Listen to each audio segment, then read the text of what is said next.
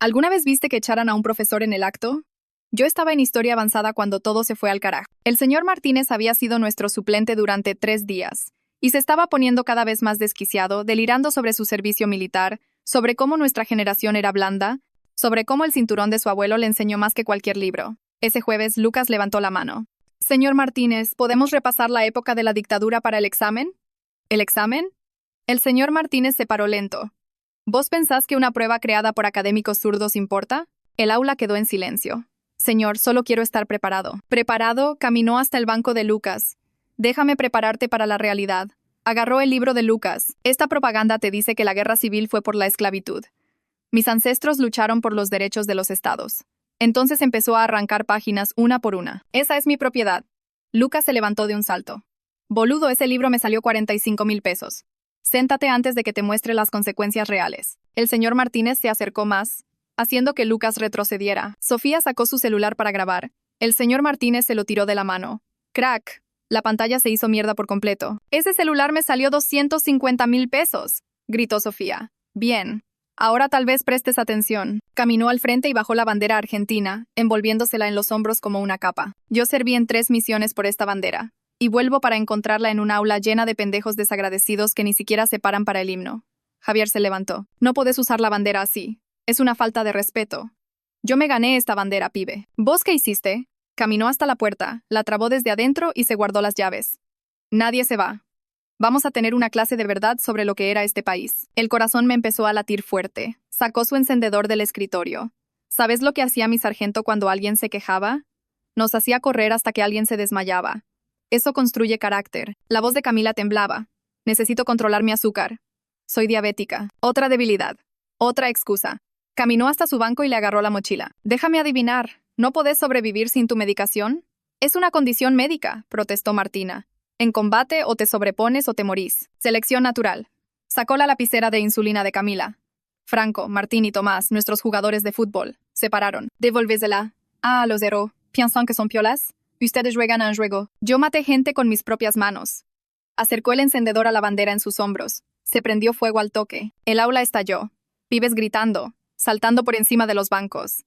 La alarma de incendios chilló. Los aspersores se activaron, empapando a todos. En medio del quilombo, el señor Martínez sostuvo la insulina de Camila por encima de su cabeza. Esto es lo que está mal con ustedes. Dependientes de drogas. Débiles. Camila estaba llorando. Voy a entrar en shock. Me puedo morir. Entonces deberías haber nacido más fuerte. Franco, Martín y Tomás lo encararon. Él agarró una pata de banco, que ya estaba rota de alguna manera, y la blandió como un bate. Crack. Le pegó directo en la cara a Franco. Se cayó. La sangre le chorreaba de la nariz y el cachete. Martín y Tomás trataron de agarrarlo, pero se notaba su entrenamiento de combate. Martín salió volando contra un banco. Tomás se comió un codazo en el estómago. Camila estaba en 4 patas buscando su insulina en el agua, con las manos temblando. Que alguien ayude. Javier golpeaba la puerta. El señor Martínez agarró la lapicera de insulina, caminó hasta la ventana 3er piso y la abrió. ¿Querés esto? Demostrá que mereces sobrevivir. La tiró afuera. La escuchamos romperse abajo. Selección natural, gritó. Los débiles merecen. ¡Boom! La puerta explotó hacia adentro. El director y mantenimiento habían usado una palanca. Seguridad entró corriendo, forcejeando con el señor Martínez. Están criando una generación de víctimas. Estás despedido, dijo el director temblando de bronca. Se terminó. Los paramédicos corrieron hacia Franco, inconsciente, la cara hinchada. Después hacia Camila, entrando en shock diabético, sudando, temblando. Necesitamos insulina ya, gritaron los paramédicos. Se llevaron a Franco en camilla, la cara irreconocible. Camila fue la siguiente, apenas consciente. Los paramédicos bombeando glucosa de emergencia solo para estabilizarla. El señor Martínez fue arrestado. Agresión, destrucción de propiedad, imprudencia temeraria, privación ilegítima de la libertad. 2 semanas después, nos enteramos de la verdad. Franco necesitó 3 cirugías para reconstruir el pómulo. La beca de fútbol para la universidad pública se fue a la mierda. Camila ahora tiene daño renal permanente. ¿Y el señor Martínez? Salió bajo fianza. Sus compañeros militares le consiguieron un abogado. Ya estaba enseñando en una academia militar privada 2 pueblos más allá. Lo llamaron un malentendido. Dijeron que era un héroe de guerra que merecía una segunda oportunidad. Ahí fue cuando supe que echarlo no era suficiente. Teníamos que destruirlo. Esa noche, no pude dormir nada. Cada vez que cerraba los ojos veía la cara de Franco explotando de sangre cuando esa pata de banco lo golpeó. Seguía escuchando los gritos de Camila cuando no podía encontrar su insulina en toda esa agua. Las manos no me dejaban de temblar. Cerca de las 2 de la mañana agarré mi celu y empecé a mandarle mensajes a todos los que estaban en ese aula. Tenemos que juntarnos mañana, escribí, pero no en la escuela. Demasiada gente vigilándonos ahí. Sofía respondió primero, después Lucas, después Martina.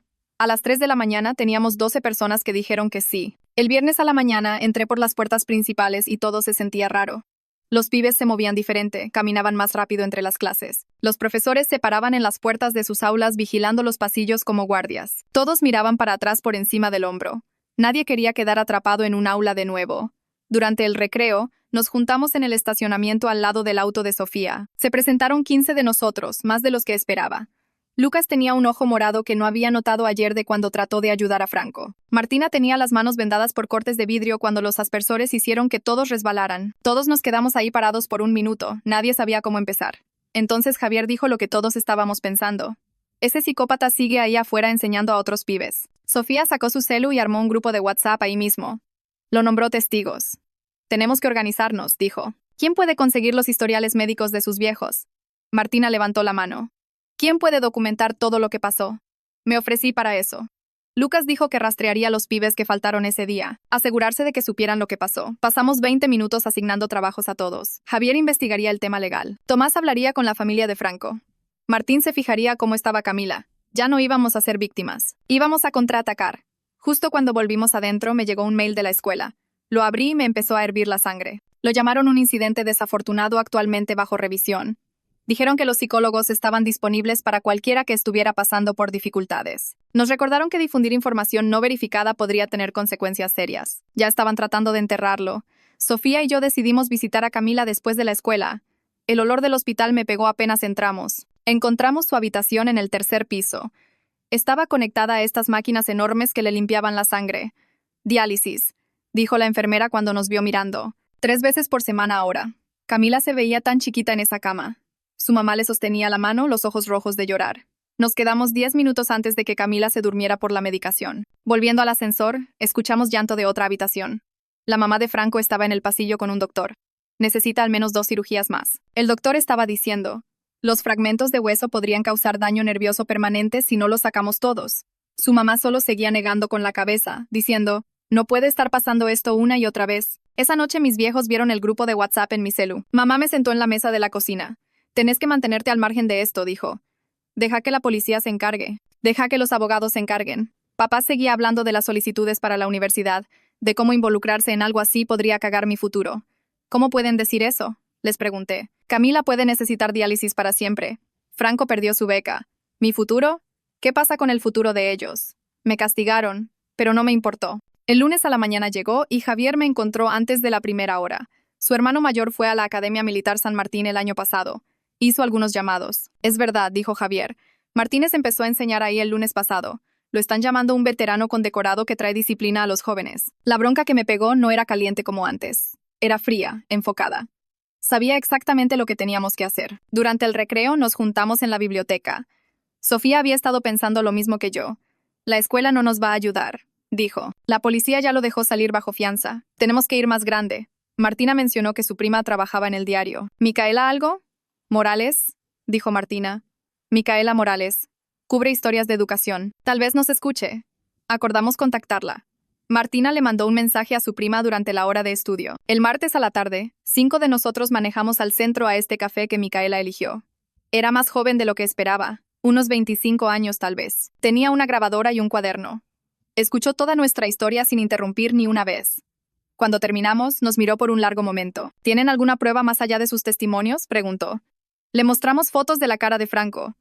Los informes médicos que Martina consiguió de su mamá. El recibo del celular roto de Sofía. Tomó notas de todo. Voy a necesitar verificar todo esto, dijo. Pero si es verdad, la gente necesita saberlo. El miércoles empezó normal hasta el 2.º módulo. La secretaria anunció por el altavoz llamando a Sofía a dirección. Después a mí durante el 3.er módulo. Después a Lucas. Después a Martina. Uno por uno, nos sacaron a todos. Una mujer de traje estaba esperando en la sala de conferencias. Silvia Peralta. Gestión de riesgos del distrito, decía su tarjeta. Tenía esta sonrisa falsa de preocupación. Entiendo que pasaron por algo difícil, dijo. Queremos asegurar que estén recibiendo el apoyo adecuado a través de los canales apropiados. Después su voz cambió. Sin embargo, difundir acusaciones no verificadas podría exponerlos a ustedes y a sus familias a acciones legales. El distrito escolar no puede hacerse responsable de declaraciones hechas sin la verificación adecuada. Seguía usando palabras como presunto y supuesto y alegaciones, como si lo estuviéramos inventando, como si la cara de Franco no estuviera sostenida con placas de metal, como si Camila no estuviera limpiándose la sangre con una máquina 3 veces por semana. ¿Contactaron a algún medio de comunicación?, preguntó. Necesitamos saber para poder proporcionar información precisa. No dije nada. Me entregó un papel. Esto detalla los canales adecuados para reportar inquietudes. Por favor, úsenlos en lugar de partes externas que podrían no entender el contexto completo. Cuando llegué a casa, tiré el papel a la basura. El papá de Sofía me llamó esa noche y dijo que había organizado una reunión con un abogado amigo en el centro. A la mañana siguiente manejamos a este viejo edificio de ladrillos donde Marcelo Verde tenía su oficina en el tercer piso. Era más joven de lo que esperaba. Unos 35 tal vez, con pilas de papeles por todos lados y un pizarrón cubierto de notas de casos. El papá de Sofía explicó todo mientras Marcelo tomaba notas en un bloc amarillo. Cuando terminamos, Marcelo se recostó en su silla y se frotó los ojos. Nos dijo que los casos civiles toman meses, a veces años, no la justicia rápida que queríamos. El sistema se mueve lento a propósito, dijo, para darle tiempo a ambas partes de construir sus casos, incluso con prueba clara como los historiales médicos de Franco y el daño renal de Camila. Estábamos mirando declaraciones, fases de descubrimiento, mociones, contramociones. Se me cayó el estómago escuchándolo explicar cómo el abogado de Martínez iba a estirar todo. Cuestionar a cada testigo, desafiar cada pieza de evidencia. El jueves a la noche llegó exactamente una semana después del ataque. Y todos nos juntamos en la casa de Martina. Su mamá tenía esta mesa enorme donde desparramamos todo. Lucas había juntado las páginas del libro arrancadas del piso del aula después de que se fueron los paramédicos. Martina imprimió las fotos del hospital de Franco del celular de su mamá. Su cara tan hinchada que no lo podías reconocer. Sofía tenía capturas de pantalla del video de seguridad antes de que la escuela lo borrara. Organizamos todo en carpetas. Una para evidencia médica, una para daño a la propiedad, una para declaraciones de testigos. La mamá de Martina nos mostró cómo hacer un índice, numerar cada documento, crear una línea de tiempo. Me temblaban las manos mirando el recibo de la lapicera de insulina que la mamá de Camila nos dio. 75,000 pesos por algo que Martínez tiró por la ventana. Trabajamos hasta las 2 de la mañana. Haciendo copias de todo, escaneando documentos, respaldando archivos en 3 pendrives diferentes. El viernes a la mañana estaba medio dormido en química cuando me vibró el celu. Micaela Morales llamando. Salí al pasillo y me dijo que había confirmado el empleo de Martínez en la Academia Militar San Martín a través de 2 fuentes separadas. Una era un padre cuyo hijo asistía. La otra era alguien de su oficina administrativa que no quiso dar su nombre. Iba a publicar una nota este fin de semana sobre prácticas de contratación preocupantes en escuelas privadas, pero no nos mencionaría por nombre todavía. El sábado a la tarde la nota salió en vivo en el sitio web del diario. En una hora la sección de comentarios explotó. La mitad de la gente nos llamaba pendejos mimados inventando historias sobre un héroe de guerra. La otra mitad nos agradecía por hablar, compartiendo sus propias historias sobre profesores agresivos. Alguien rastreó mi Instagram a través de las fotos etiquetadas de Sofía y empezó a mandar mensajes. Estás faltando el respeto a todos los que sirvieron, decía uno. Otro me llamó basura desagradecida que no merecía vivir en Argentina. Puse mi cuenta privada, pero las capturas ya se estaban difundiendo. El domingo a la mañana Javier le mandó mensaje al grupo que sus viejos lo estaban haciendo renunciar. Dijeron que se estaba poniendo muy peligroso, que nos estábamos haciendo blancos. Se sentía terrible, pero su viejo amenazó con sacarle el auto y el celu si no paraba. 3 otros pibes también se bajaron, asustados de que el acoso online empeorara. Pasamos de 15 testigos a 8. Los que se quedaron eran los que habían visto las peores partes. Lucas, cuyo libro destruyeron. Sofía, cuyo celular destrozaron. Martina, que vio a Camila casi morir. El lunes empezó mal y empeoró. La mamá de Camila llamó durante el recreo llorando. El especialista en riñones hizo más estudios durante el fin de semana. El daño era permanente. Camila iba a necesitar diálisis o medicación por el resto de su vida. Porque un profesor suplente decidió que la insulina la hacía débil. Su mamá seguía diciendo que solo tenía 17 años. ¿Cómo le puede pasar esto a una piba de 17 años? Me senté en el baño del colegio tratando de no gritar. Esa tarde decidimos anotarnos para comentario público en la próxima reunión de la Junta Escolar en 2 semanas. Lucas empezó a trabajar en una presentación con nuestra línea de tiempo y evidencia. Practiqué lo que quería decir, escribiendo y reescribiendo mi declaración. Sabíamos que solo tendríamos 3 minutos cada uno, así que cada palabra importaba. El martes a la mañana durante los anuncios, Silvia Peralta salió por el altavoz. Cualquier protesta o manifestación en la propiedad escolar resultaría en suspensión inmediata, dijo. El distrito tenía una política de tolerancia cero para interrumpir el ambiente educativo. Todos en la clase se dieron vuelta para mirarme. El mensaje era claro: cállate la boca o perdé tu futuro. Nos juntamos después de la escuela en el café del centro. Si no podíamos protestar en la escuela, lo haríamos en otro lado. La mamá de Martina ya había empezado a investigar requisitos de permisos. El miércoles nos llevó a la municipalidad donde llenamos la solicitud para una marcha en la plaza del pueblo. El empleado preguntó qué organización representábamos y la mamá de Martina dijo padres y estudiantes preocupados. Otros padres habían empezado a unirse a nuestro grupo, enojados de que el distrito se preocupara más por evitar demandas que por proteger a los pibes. El permiso costó 12,500 pesos y la mamá de Martina lo pagó sin dudar. El jueves Marcelo llamó con una actualización. Había presentado una solicitud de acceso a la información pública por los registros de empleo de Martínez del distrito. Respondieron que los profesores suplentes no eran empleados regulares, así que esos registros no existían o no estaban sujetos a acceso público. La laguna legal me dio ganas de romper algo. ¿Cómo puede alguien trabajar en escuelas por meses pero no contar como empleado cuando importa? Marcelo dijo que esto era típico. Distritos protegiéndose con tecnicismos mientras los pibes sufrían. Ya estaba preparando una apelación, pero advirtió que podría tomar semanas. Mientras tanto, Martínez todavía estaba enseñando en San Martín, todavía en un aula con pibes, todavía cobrando un sueldo mientras Franco no podía comer comida sólida. Y Camila necesitaba máquinas para limpiar su sangre. El jueves a la tarde, Marcelo nos llamó de vuelta a su oficina donde desparramó carpetas por su mesa de conferencias. Explicó que teníamos 3 caminos principales para demandas y empezó a listar números que me cayeron como una patada. Un caso contra el distrito costaría al menos 3,750,000 pesos solo para empezar. Ir tras Martínez personalmente significaba rastrearlo para la notificación, lo cual sumaba más honorarios. Y demandar a la Academia San Martín significaría pelear contra su equipo de abogados que lo estirarían por años. Podía hacer algo de trabajo preliminar gratis, pero litigio real significaba plata real. Y ninguno de nosotros tenía ese tipo de guita. Mis viejos ya habían gastado cientos de miles en sesiones de terapia que la obra social no cubría. Y la familia de Franco se estaba ahogando en facturas médicas incluso con la cobertura parcial del distrito. El viernes a la mañana llegaron más malas noticias cuando Micaela le mandó mensaje a nuestro grupo con una captura de una carta legal. El abogado de la Academia San Martín le había mandado un cese y desista exigiendo que pare su cobertura difamatoria sobre sus prácticas de contratación. Micaela no estaba asustada igual. Lo reenvió directo al equipo legal de su diario y empezó a trabajar en su próxima nota sobre escuelas usando amenazas legales para silenciar periodistas. Dijo que la carta solo probaba que San Martín sabía que la habían cagado y estaban tratando de tapar sus huellas. El sábado me desperté con un mensaje de Facebook de alguien llamado Bruno Bustos que dijo que había servido con Martínez en Afganistán y había estado siguiendo nuestra historia online. Quería juntarse en persona, dijo que había cosas sobre el servicio militar de Martínez que la gente necesitaba saber. Sofía y Martina vinieron conmigo a encontrarlo en un bar del centro donde Bruno, todavía usando su campera del ejército, pidió un café y empezó a hablar sin charla trivial. Nos contó sobre 2 incidentes separados en el exterior donde Martínez perdió el control. Una vez empujando a un soldado raso contra una pared tan fuerte que le dejó moretones y otra vez tirando una bandeja de metal a alguien durante una discusión en el comedor. El segundo incidente lo hizo tener una amonestación, pero el papeleo desapareció cuando su capitán decidió manejarlo internamente. Bruno nos dio el nombre del soldado raso que empujaron. Dijo que el chabón todavía podría tener fotos de los moretones si podíamos rastrearlo. Pasamos el domingo llamando a organizaciones de veteranos tratando de encontrar a este tipo mientras también seguíamos otra pista que Lucas había descubierto. Había encontrado un post de Reddit de hace 8 meses donde alguien mencionaba un suplente aterrador en su escuela que sonaba exactamente como Martínez, basado en los delirios militares y comportamiento agresivo. El nombre de usuario nos llevó a una piba llamada Agustina de un distrito a 60 kilómetros que estaba aterrada de hablar al principio. Finalmente aceptó una videollamada donde confirmó que Martínez había suplido para su clase de química el año pasado y se puso agresivo cuando un estudiante cuestionó su explicación de teoría atómica. Había golpeado un libro en el banco tan fuerte que tiró equipamiento, pero la escuela simplemente no lo invitó de vuelta en lugar de presentar una queja formal. El lunes a la mañana empezó con el celu de Sofía vibrando durante el primer módulo. Alguien le había mandado un mail anónimo con un video adjunto de 2 meses antes de nuestro incidente mostrando a Martínez en otra aula, empujando un banco hacia un estudiante que había estado hablando durante su clase. La calidad era granosa y no podíamos verificar de qué escuela era, pero la forma en que se movía, ese mismo inclinarse agresivo cuando se enojaba, era inconfundiblemente él. Ahora está en Spotify. Mira el link en la descripción o los comentarios.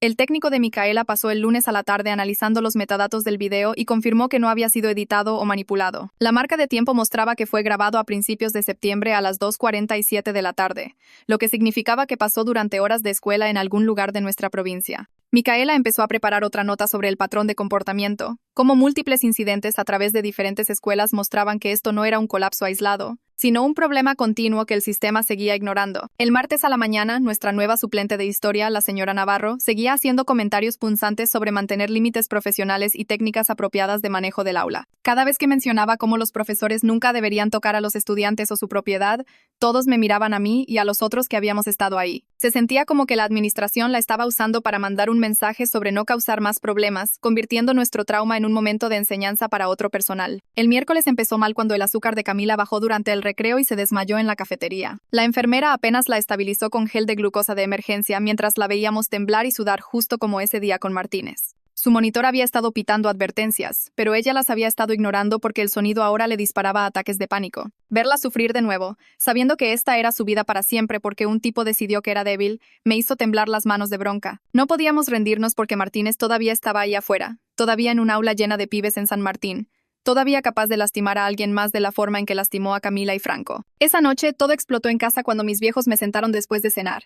Mamá había impreso capturas de los mensajes amenazantes que había estado recibiendo. Papá tenía una lista de cada nota periodística mencionando mi nombre, y dijeron que si no paraba inmediatamente, me sacarían el celu, la compu, y me castigarían indefinidamente. Dijeron que estaba poniendo en riesgo a toda nuestra familia, que papá podría perder su trabajo si su empresa pensaba que éramos problemáticos, que mi hermano menor estaba siendo acosado en la secundaria básica por mi cruzada. La traición cortó más profundo que cualquier amenaza online porque estas eran las personas que se suponía que me apoyaban, que me enseñaron a defender lo correcto, y ahora querían que me callara y dejara que Martínez siguiera enseñando, solo para mantener las cosas cómodas para ellos. El jueves a la mañana entré a la escuela sintiéndome completamente solo después de que mis viejos básicamente se pusieron del lado del sistema sobre su propia hija. Los pasillos se sentían diferentes ahora con todos mirándome y susurrando sobre las notas periodísticas. Durante el recreo, Sofía me mostró un mensaje de la oficina de la escuela diciendo que la psicóloga Ana Quiroga quería juntarse con todo nuestro grupo para terapia. Javier inmediatamente dijo que probablemente era una trampa para que dijéramos algo que pudieran usar en contra nuestra. Martina pensaba que la escuela solo estaba tratando de cubrirse legalmente ofreciendo ayuda que sabían que no tomaríamos. Pero yo estaba tan cansada de no dormir y pelear con mis viejos que solo quería que alguien escuchara que no estuviera tratando de callarnos. Acordamos al menos escuchar lo que tenía para decir y entramos a su oficina después de la escuela. Ana no se sentó detrás de su escritorio, sino que puso su silla en nuestro círculo, lo cual ya se sintió diferente a otros adultos. Empezó enseñándonos esta cosa de respiración donde contás hasta 4 inhalando y 6 exhalando, que realmente ayudó a que mi corazón acelerado se calmara. Después explicó cómo nuestros cerebros estaban atascados en modo pelea después de lo que pasó, y por eso seguíamos teniendo pesadillas y ataques de pánico. Nos mostró cómo presionar los pies en el piso y nombrar 5 cosas que podíamos ver para parar los flashbacks. Camila empezó a llorar cuando Ana habló sobre cómo el trauma cambia tu cuerpo para siempre. Y Ana solo le pasó pañuelos sin hacer un quilombo. Nos dio a cada uno una tarjeta con su número de celu personal y dijo que podíamos mandarle mensaje en cualquier momento, incluso a las 3 de la mañana si estábamos teniendo una mala noche. Al salir me di cuenta de que era la primera adulta que realmente parecía preocuparse por nosotros más que por proteger a la escuela. El viernes a la mañana Marcelo me llamó antes de la escuela para decir que estaba presentando el aviso oficial de reclamo contra el distrito, que era el primer paso legal hacia una demanda. Para el recreo, el distrito ya lo había llamado de vuelta, ofreciendo reunirse por un acuerdo, lo que significaba que estaban cagados de ir a juicio. Pasamos todo el fin de semana en la casa de Sofía discutiendo si tomar cualquier plata que ofrecieran. Las facturas médicas de Camila ya superaban los 12.500.000 pesos y su familia no tenía buena obra social. Las cirugías de Franco habían costado incluso más, y sus viejos estaban hablando de sacar una segunda hipoteca sobre su casa. Pero Marcelo nos advirtió que cualquier acuerdo probablemente incluiría que firmáramos papeles diciendo que no podíamos hablar sobre lo que pasó nunca más. Votamos el domingo a la noche y decidimos que parar a Martínez de lastimar a otros pibes era más importante que conseguir plata para nosotros. El lunes durante nuestra reunión grupal, alguien sugirió que simplemente deberíamos filtrar todos los videos que teníamos, incluso los que no podíamos verificar que eran reales. Dijeron que la presión forzaría a San Martín a echarlo más rápido.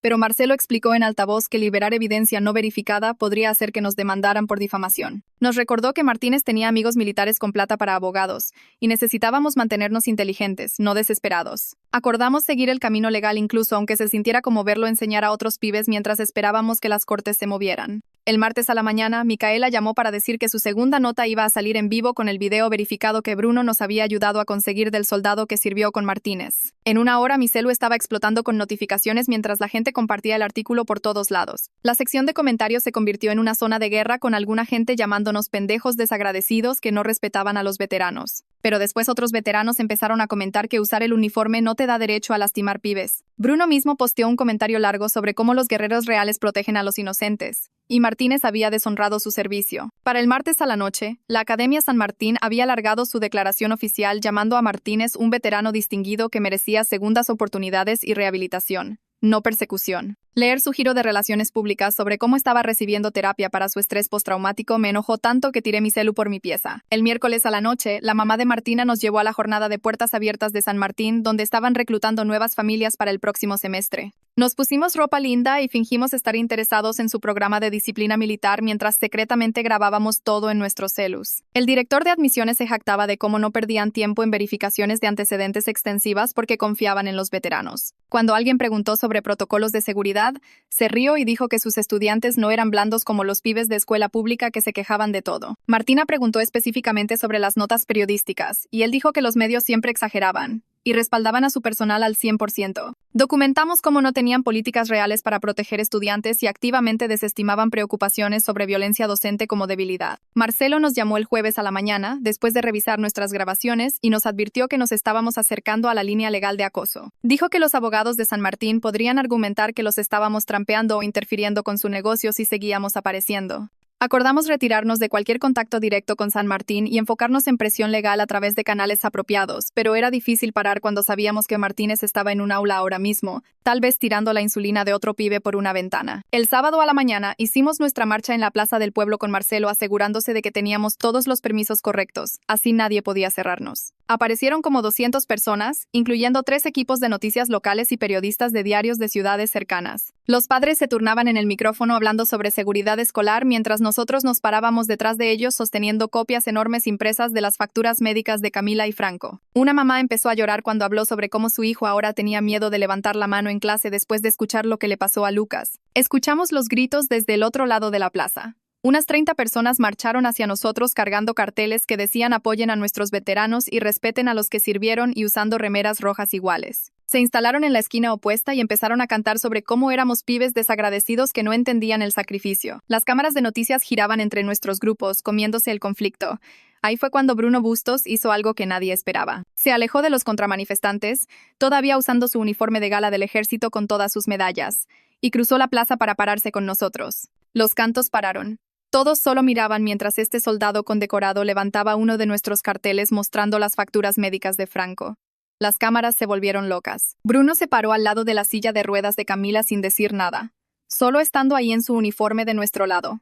Camila agarró el micrófono incluso aunque su mamá trató de detenerla. Su voz salió débil pero clara mientras describía despertarse a las 3 de la mañana para controlar su azúcar. Las 7 pastillas que toma cada mañana.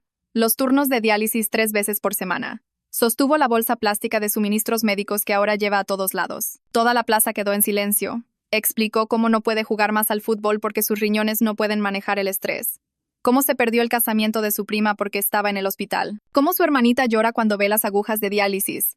Una mujer en el grupo de contraprotesta empezó a llorar y se fue, mas la siguieron. Para cuando Camila terminó, la mitad de su grupo se había ido y nuestro lado se había duplicado. El domingo a la noche, Micaela le mandó mensaje a nuestro grupo que alguien de la Academia San Martín se había contactado anónimamente. El mail describía a Martínez haciendo que los cadetes hicieran flexiones en el barro hasta que vomitaran, tirando la mochila de un pibe al estanque porque se olvidó de saludar, gritándole a un pibe de 13 años hasta que se meara encima. La persona tenía miedo de dar su nombre, pero incluía fechas y detalles que Micaela podía verificar. El lunes a la mañana, Micaela me llamó emocionada porque había conseguido los archivos de empleo de San Martín a través de algún contacto en el Ministerio de Educación Provincial. Los documentos mostraban que nunca llamaron a sus referencias, nunca verificaron su estado de alta militar, nunca siquiera googlearon su nombre, lo cual hubiera mostrado una queja de su última escuela. Tenía prueba de que lo contrataron sin hacer verificaciones básicas que hasta McDonald's hace para los que fríen papas.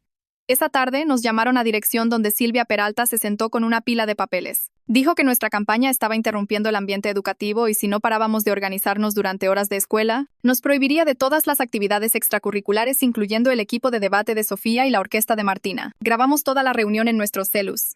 Marcelo le mandó una carta al distrito esa noche sobre derechos de la primera enmienda y cómo su amenaza era represalia ilegal. El martes empezó normal hasta la cena cuando se me apretó el pecho y no podía respirar bien. Mi visión se puso borrosa y sentí que me estaba muriendo. Me desperté en el piso del baño jadeando y cubierta de sudor. mi mamá parada sobre mí aterrada. Quería llamar a emergencias, pero me acordé de lo que Ana nos enseñó sobre ataques de pánico. Llamé al número de emergencia de Ana y contestó al segundo tono. Me guió a través de ejercicios de respiración. Contar hacia atrás desde 100. Nombrar 5 cosas que podía ver. 4 que podía tocar. 3 que podía escuchar. 20 minutos después podía respirar normal de nuevo, pero me sentía exhausta y avergonzada. Me dijo que el trauma hace esto a veces y no era debilidad.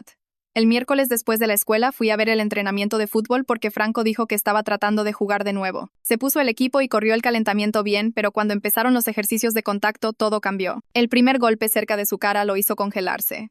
La segunda vez que la hombrera de alguien se acercó a su cachete, cayó de rodillas temblando. El técnico trató de alentarlo, pero Franco se sacó el casco y se fue de la cancha. Todos sabíamos que no iba a volver. Su papá golpeó la reja tan fuerte que se le sangraron los nudillos. Esa noche, Franco posteó en Instagram que su carrera de fútbol había terminado, agradeciendo a todos por el apoyo, pero diciendo que su cara no podía aguantar más golpes. El post recibió miles de comentarios, incluyendo algunos feos de partidarios de la Academia San Martín llamándolo débil. El jueves, Marcelo le mandó a la Junta de San Martín una carta detallada con evidencia del patrón de violencia de Martínez y documentación de su responsabilidad si lastimaba a un cadete. Su abogado respondió con jerga legal básicamente diciendo que estaban revisando decisiones de personal a través de canales apropiados, lo que significaba que estaban dilatando. Marcelo dijo que esto era bueno porque mostraba que estaban preocupados. El viernes a la mañana, la nota más grande de Micaela salió en vivo con el video anónimo que el contacto militar de Bruno había provisto, mostrando a Martínez en Afganistán empujando a un intérprete local que no iba a traducir sus insultos. El titular, patrón de violencia, cómo las escuelas habilitan profesores peligrosos, incluía todo desde nuestro ataque en el aula hasta las prácticas de contratación de San Martín, hasta las nuevas acusaciones de su propio personal. Mi celu explotó con notificaciones mientras la nota se volvía viral. Equipos de noticias aparecieron en la Academia San Martín, pero cerraron los portones y llamaron a los canas contra los periodistas. El sábado, mi celu empezó a sonar con números bloqueados que Martina rastreó a oficinas de miembros de la Junta de San Martín. El domingo, Micaela escuchó de 3 fuentes diferentes que donantes importantes de la Academia San Martín estaban exigiendo respuestas. 2 miembros de la Junta habían convocado una reunión de emergencia para el lunes a la mañana sobre lo que llamaban la situación, en mails internos que alguien nos filtró. El lunes a la mañana, mi celu vibró con 17 mensajes en el grupo antes de que me levantara de la cama. Sofía había mandado una captura del sitio web de la Academia San Martín mostrando su anuncio que salió en vivo a las 6 de la mañana. La declaración decía que Martínez estaba en licencia administrativa pendiente de revisión de asuntos de personal, que era la forma más corporativa posible de evitar decir que estaba en problemas. Me levanté de un salto y corrí escaleras abajo donde mi mamá ya estaba viendo las noticias locales cubriendo la historia. Los periodistas se paraban afuera de los portones cerrados de San Martín leyendo su declaración mientras mencionaban nuestras acusaciones, lo cual me hirvió la sangre ya que teníamos prueba. En la escuela todos estaban hablando de eso, pero la directora Silvia nos llamó a mí y a Sofía a su oficina durante el primer módulo. Nos dijo que el distrito apreciaba que nuestras preocupaciones estuvieran siendo atendidas, pero nos advirtió que no interrumpiéramos las clases con celebraciones, ya que este todavía era un asunto en curso. Sofía grabó toda la conversación en su celu escondido en su bolsillo. Esa tarde estaba almorzando cuando Martina me mostró la pantalla de su celu donde Martínez había posteado un video rant de 10 minutos en su Facebook personal. Su cara estaba roja y sudada mientras nos llamaba pendejos mimados destruyendo Argentina con cultura de cancelación, y dijo que éramos pibes blandos que no podían manejar disciplina. Afirmó que era un veterano condecorado siendo perseguido por zurditos de cristal que no entendían el sacrificio. El video ya tenía 300 comentarios divididos entre gente llamándolo un héroe y otros diciendo que debería estar en cana. Todos empezamos a sacar capturas de todo, incluyendo las marcas de tiempo y comentarios antes de que desapareciera. Como era de esperarse, 1 hora después, el video se había ido, pero habíamos guardado todo, incluyendo la parte donde dijo que Camila merecía lo que pasó por ser débil. Micaela me mandó mensaje que ella también lo había capturado y estaba preparando otra nota sobre su falta de arrepentimiento. Esa noche, estaba haciendo la tarea cuando mi celu empezó a explotar con notificaciones de números que no reconocía. Alguien había posteado mi nombre completo y dirección de casa en un foro de apoyo militar llamándome la cabecilla tratando de destruir a un patriota. Los mensajes iban desde llamarme desagradecida hasta decir que sabían dónde vivía y me iban a enseñar respeto. Las manos me temblaban mientras le mostraba a mis viejos que inmediatamente llamaron a la policía. Sofía me mandó mensaje que le estaba pasando lo mismo con su dirección posteada en 3 sitios diferentes. El oficial que vino a nuestra casa dijo que documentáramos todo, pero admitió que no había mucho que pudieran hacer sobre amenazas online a menos que alguien apareciera físicamente. Marcelo llamó esa noche y nos guió para presentar denuncias policiales formales con números de caso para documentación. Dijo que este acoso probaba que los partidarios de Martínez eran peligrosos y ayudaría a nuestro caso civil. El martes, nos quedamos en casa de la escuela por consejo de Marcelo mientras trabajaba con un experto en tecnología para rastrear quién posteó nuestra información. Mi mamá se tomó el día libre del trabajo para quedarse conmigo mientras papá instalaba cerraduras nuevas y un timbre con cámara. La familia de Sofía estaba haciendo lo mismo con su papá durmiendo en el living con un bate de béisbol. El miércoles, volvimos a la escuela con la directora asignándonos una escolta de seguridad entre clases, lo que hizo que todos miraran. El doxeo había salido en las noticias locales con la nota de Micaela destacando cómo las víctimas de violencia a menudo enfrentan represalias por hablar. El jueves llegó con una reunión de la junta escolar que había sido movida al auditorio del secundario porque tanta gente quería asistir. Camionetas de noticias llenaban el estacionamiento, y manifestantes sostenían carteles tanto apoyando como condenando a Martínez afuera. Adentro el auditorio estaba repleto de padres, estudiantes, periodistas y miembros de la comunidad llenando cada asiento y parados a lo largo de las paredes. Cuando llamaron mi nombre para comentario público, las piernas se me sintieron débiles caminando al podio. Las manos me temblaban sosteniendo los papeles, pero mi voz se mantuvo firme mientras leía cada línea de las facturas médicas de Camila en voz alta. 5.750.000 por la visita a la guardia, 2 millones por pruebas de función renal, 300.000 por mes por medicaciones nuevas, 870 y 5.000 por cada sesión de diálisis cuando sus riñones actuaban mal. La sala quedó completamente en silencio excepto por alguien llorando en la última fila. Expliqué cómo la violencia de un hombre creó deuda médica de por vida para una piba de 17 años que solo quería controlar su azúcar. Sostuve la pila de facturas que tenía 7 centímetros de espesor y dije que esto era solo 5 meses. Cuando me senté, los miembros de la junta se veían incómodos moviéndose en sus asientos. Después de 2 horas de comentarios públicos, la junta votó unánimemente para lanzar una investigación independiente sobre la contratación y supervisión de profesores suplentes. También establecieron un fondo médico de emergencia para estudiantes lastimados durante el incidente, empezando con 12.500.000 pesos. No era suficiente para cubrir todo, pero era más de lo que esperábamos. El viernes a la mañana, la mamá de Camila llamó llorando porque la obra social del distrito había aprobado cubrir el nuevo plan de tratamiento de Camila, incluyendo citas semanales con un especialista en riñones. La compañía de seguros aparentemente decidió que cubrir tratamiento era más barato que una demanda potencial por fallar en proteger estudiantes. Camila todavía necesitaría medicaciones para siempre, pero al menos ahora podía pagarlas. Esa tarde, Franco le mandó mensaje a nuestro grupo que se estaba reuniendo con un reclutador del Junior College local sobre su programa de fútbol. El reclutador lo había contactado después de ver las notas periodísticas y quería ofrecerle algo a Franco, incluso aunque no podía jugar más. El papá de Franco lo llevó a la reunión donde le ofrecieron una posición como asistente de entrenador defensivo mientras tomaba clases con una beca parcial. No era jugar para la universidad pública, pero Franco todavía podía ser parte del fútbol y conseguir una educación. Aceptó inmediatamente y posteó sobre eso online, agradeciendo a todos por su apoyo. Mientras tanto, el Ministerio de Educación Provincial había estado investigando las credenciales de Martínez después de recibir nuestro paquete de evidencia. El lunes anunciaron que fue permanentemente agregado a su lista de prohibición de suplentes, significando que no podía enseñar en ninguna escuela pública en la provincia. La carta de determinación citaba patrón demostrado de violencia y peligro a estudiantes, como la razón. Marcelo presentó nuestra demanda civil oficial el martes a la mañana con el secretario de la Corte, nombrando a Martínez, el Distrito Escolar y la Academia San Martín como demandados. El caso buscaba daños por costos médicos, dolor y sufrimiento, y daños punitivos por negligencia grave en la contratación. Las fechas de corte fueron fijadas para la primavera, lo que significaba meses de declaraciones y descubrimiento, pero Marcelo dijo que nuestra evidencia era fuerte. Nos advirtió que el abogado de Martínez trataría de hacernos quedar mal, pero estábamos listos para esa pelea. 2 semanas después, Micaela llamó con noticias increíbles de que había ganado un premio provincial de periodismo por su serie sobre fallas institucionales protegiendo profesores peligrosos. La ceremonia de premios era el mes que viene, y nos quería como sus invitados ya que hicimos la historia posible. Seguía diciendo que mostramos coraje increíble, pero honestamente ella era la que hizo que la gente realmente escuchara, en lugar de desestimarnos como adolescentes dramáticos. El premio vino con un premio de 1.250.000 pesos, que Micaela inmediatamente donó al fondo médico de Camila, lo que hizo llorar a Camila cuando se enteró. La Academia San Martín había quedado completamente en silencio, rechazando todas las solicitudes de medios y manteniendo sus portones cerrados a visitantes. Escuchamos de padres de ahí que múltiples familias habían sacado a sus hijos y varios donantes importantes habían retirado financiamiento. La Junta se estaba reuniendo semanalmente en sesiones de emergencia, tratando de descubrir control de daños mientras sus abogados lidiaban con nuestra demanda civil. 3 noches después, me senté en mi escritorio mirando toda nuestra evidencia desparramada y sentí algo cambiar dentro mío. Habíamos estado tan enfocados en destruir a Martínez, pero mirando las facturas médicas de Camila y las fotos de cirugía de Franco me hizo dar cuenta de que eso ni siquiera era posible. No puedes destruir a alguien que ya está lo suficientemente roto como para lastimar pibes.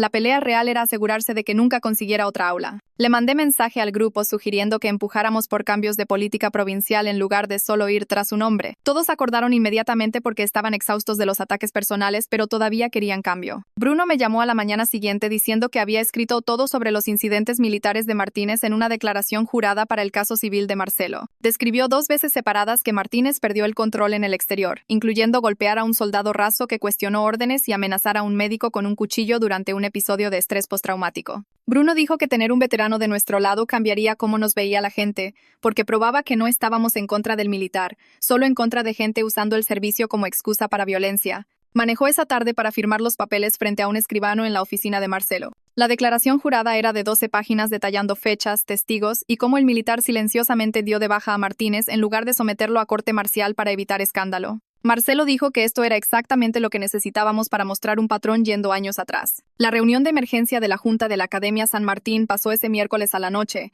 y padres llenaron la sala exigiendo respuestas. Un papá se paró sosteniendo copias impresas de los artículos de Micaela preguntando cómo podían mantener a un profesor que tiró la insulina de una estudiante diabética por una ventana. Los miembros de la Junta seguían mirando a sus abogados, que seguían negando con la cabeza cada vez que alguien trataba de defender a Martínez. Después de 3 horas de padres amenazando con sacar a sus hijos y donantes diciendo que retirarían financiamiento, la Junta votó 7-2 para terminar el contrato de Martínez inmediatamente. Vimos el live stream desde la casa de Sofía festejando cuando salió el voto. Martínez apareció en la escuela al día siguiente gritando sobre despido injustificado y amenazando con demandar a todos, pero los abogados de San Martín lo encontraron en el portón con nuestro paquete de evidencia. Se fue después de 20 minutos de gritar, pero sabíamos que intentaría algo más porque tipos como él nunca aceptan las consecuencias. El acoso online había estado quedándose más tranquilo mientras nuevos escándalos tomaban el periodo de atención de las redes sociales. Todavía revisábamos nuestras configuraciones de privacidad diariamente y caminábamos en grupos, pero las amenazas de muerte pararon de llegar después de que un video viral de la Faire de un senador nos sacó de los titulares. Marcelo nos recordó que siguiéramos documentando todo por las dudas, pero dijo que esto era normal para estas situaciones. La gente pasa al próximo escándalo mientras vos todavía estás viviendo con lo que pasó. Ese viernes, el presidente de la Junta Escolar convocó una conferencia de prensa donde se disculpó formalmente por la falla del distrito en proteger estudiantes. Anunció nuevos procedimientos de evaluación de suplentes requiriendo verificaciones de antecedentes completas, verificación de referencias de escuelas anteriores y capacitación obligatoria sobre manejo del aula sin contacto físico. Cada suplente ahora necesitaría aprobación de 3 administradores en lugar de solo una contratación de emergencia por quien estuviera desesperado. Los periodistas preguntaron si esto era admisión de responsabilidad. Pero el abogado del distrito intervino diciendo que se trataba de seguir adelante, no asignar culpa. Miramos desde el fondo de la sala tratando de no poner los ojos en blanco ante la jerga corporativa. 2 semanas después, Lucas recibió un cheque por 53,000 pesos por su libro destruido más daños incidentales, lo que básicamente significaba que tiraron plata extra para hacerlo irse. El reembolso del celular de Sofía fue de 350,000 pesos porque su papá había guardado el recibo e información de garantía. Los cheques vinieron con cartas diciendo que esto no era admisión de culpa, solo gestos de buena fe a estudiantes afectados. Lucas quería enmarcar su cheque en lugar de cobrarlo como recordatorio de lo que una página de papel nos costó en trauma. Cada jueves a las 4 nos juntábamos en la oficina de Ana para terapia grupal, que el distrito estaba pagando como parte de su control de daños. Nos hacía hacer ejercicios sobre procesar trauma y nos enseñó técnicas de respiración para ataques de pánico que realmente funcionaban a veces. Franco hablaba sobre aprender a entrenar en lugar de jugar y cómo estaba encontrando nuevo propósito incluso aunque dolía ver el entrenamiento desde afuera. Camila compartía sus actualizaciones médicas semanales y cómo su nuevo plan de tratamiento estaba ayudando a estabilizar su azúcar, aunque sus riñones nunca se recuperarían completamente. Martina usualmente solo escuchaba, pero a veces compartía cuánta culpa sentía por no hacer más para ayudar a Camila ese día. Javier se había reunido con nuestro grupo después de que sus viejos vieron la disculpa de la Junta y se dieron cuenta de que habíamos tenido razón todo el tiempo. Ana nunca nos presionó para perdonar u olvidar, solo para procesar y encontrar formas de seguir adelante sin dejar que la bronca nos comiera vivos. Dijo que el trauma no sigue una línea de tiempo y la sanación no es lineal, lo cual se sintió más honesto que otros adultos diciéndonos que lo superaríamos. 3 meses después de que todo empezara, finalmente podía dormir la mayoría de las noches sin despertarme jadeando de pesadillas sobre banderas ardiendo y la sangre de Franco. El plan de tratamiento de Camila se había estabilizado lo suficiente como para que solo necesitara al especialista mensualmente en lugar de semanalmente, aunque estaría con medicaciones para siempre. No habíamos destruido a Martínez, pero lo habíamos parado de enseñar y eso tenía que ser suficiente porque cualquier cosa más nos hubiera destruido a nosotros también. Ese es mi lado de las cosas. Ahora quiero saber cómo lo manejarías vos porque tus opiniones son siempre la mejor parte. Deja un comentario abajo y veamos todas las diferentes perspectivas. Voy a estar leyéndolos.